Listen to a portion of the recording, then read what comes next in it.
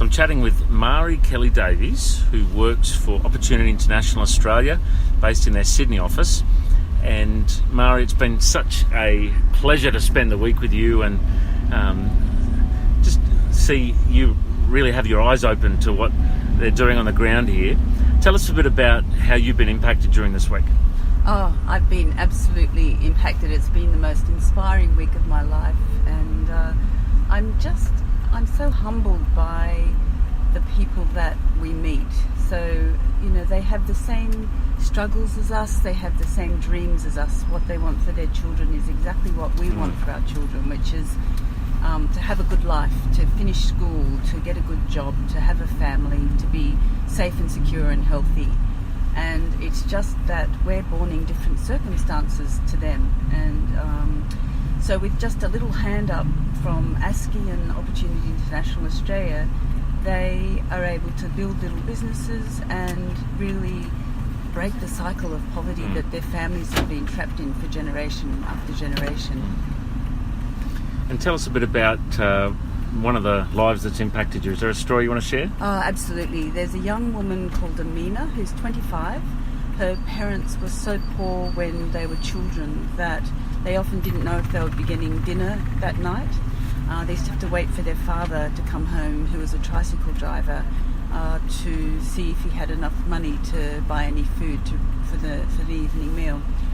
They were also so poor that at the beginning of every school year, they couldn't afford school books, so they had to rip the pages out of their old last year's books and sew them together to make new books. Anyway, 15 years ago, Amina's mum received a very small loan from ASCI, and with that she purchased 3 little piglets, and from those 3 little piglets she built a piggery. And with the income from that piggery, she was able to send both of her daughters to school. They both finished school. Amina went on to study at the University of the Philippines. After 2 years of study there, she won a scholarship from ASCI to go to America to study, and she completed her degree over there, top of her class in mathematics. She came back and she worked for ASCI for 5 years, and during that time she really helped out her parents. So she's built them a new house, and she's helped them in so many financial and spiritual ways. She has now won a scholarship to go to Georgetown University in Washington to study a Masters of Global Human Development. And she's a young woman who's an absolute intellectual and spiritual leader, and I can't wait to see how her life unfolds and how she touches the lives of people in the Philippines. And I think that she has the potential to touch millions of families living in poverty and help them free themselves from poverty. She was absolutely amazing to meet, and certainly an incredible story of a life transformed through this wonderful work you guys do. Now, I'd just love to ask you a personal question about your faith. Yes. Being a strong Christian, coming over here and, working with this organisation and seeing the poverty, seeing the people in the slums, seeing, all the work that's being done over here. How has it impacted you in your faith and your prayer life?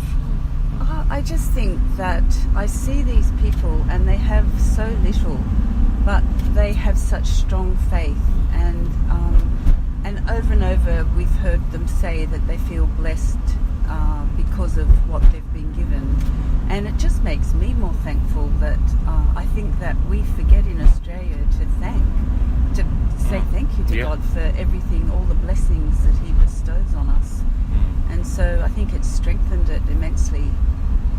I just see the power of the Spirit of the Holy Spirit in these people. It shines out of their eyes and out of their faces. Well, thanks so much for sharing with us today, and thanks for putting up with me over the last few days as well. You've been an absolute delight.